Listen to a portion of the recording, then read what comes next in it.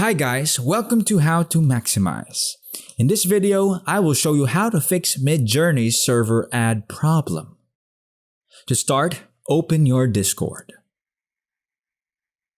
From here, go to Explore Public Servers.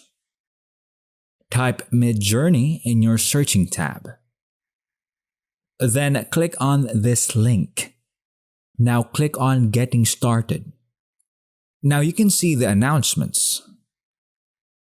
Click on Midjourney Bot from your right corner. Then select Add to Server. From here, select your server. Click on Continue. Then click on Authorize. After that, you need to verify your email address. Click on Continue and that's it. Thanks for watching. Leave a like, subscribe, and share.